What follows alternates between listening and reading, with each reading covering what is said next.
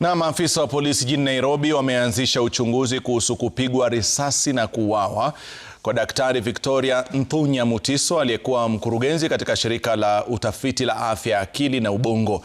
Daktari huyo alipigwa risasi na kuuawa akiwa ndani ya teksi alipokuwa akielekea kazini asubuhi, katika tukio ambalo makachero wanashuku lilikuwa limepangwa. Kama anavyoripoti Franklin Wala, polisi tayari wamemhoji mumewe marehemu na dereva wa teksi.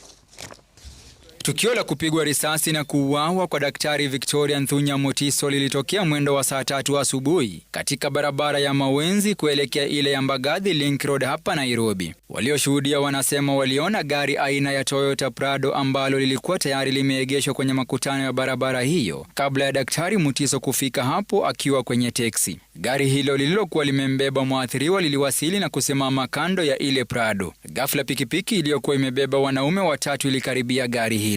Mmoja wao alifyatua risasi akimpiga Daktari Mutiso mara 2 kabla ya kutoroka kwa kasi kutumia pikipiki hiyo, na kisha gari la Prado liliondoka mara moja likifuata ile pikipiki. Nikaona kulikuwa na Prado ya black kombele imepark pale kando. Then nyuma yake kulikuwa na kauba kagari kadogo kubwa imesimama nyuma yake. Sasa kuja nikafika pale. Nasikia kitu kama mlio wa risasi. Na kuna majamaa wa pikipiki walikuwa wamepita hapa. Sasa mlio wa risasi venye iligonga karibu mara 4. Sasa venye mimi kusikia hivyo, si nikataka kuja hivi niangalie nini. Kuangalia naona jamaa Prado anakimbia hivi akipita kwa hii barabara akifanya ui. Sasa mimi nikajiuliza, na huyu jamaa nimemwacha tu pale, kwa nini anapiga hivyo nduru? Kufika hivi jamaa wa Uber nao ni kama tena walipitia upande mwingine. Na ama jamaa wa pikipiki wakaenda kama wameenda hivi. Dereva huyo wa teksi alimkimbiza Daktari Mutiso katika hospitali ya Kenyatta alikosemekana tayari alikuwa amefariki. Mimi nikisuspect labda inaweza kuwa walikuwa pamoja. Kwa ajili huyu jamaa wa Prado alipaki huku kwa nyasi.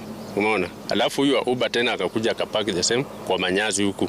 Kando kabisa, kando yenyewe, hata kumaanisha walikuwa na kitu wanataka kuongea. Uchunguzi wa polisi unaendelea huku makachero wakikagua eneo la tukio kutafuta maganda ya risasi baada ya washukiwa kumpiga mama risasi na kumuua eneo hili. Walimhoji dereva huyo wa teksi na kuchukua simu ya marehemu pamoja na ile ya dereva kwa uchunguzi. Polisi pia wanachunguza taarifa ya awali iliyohusu Daktari Mutiso kuripoti alikuwa ametishiwa maisha.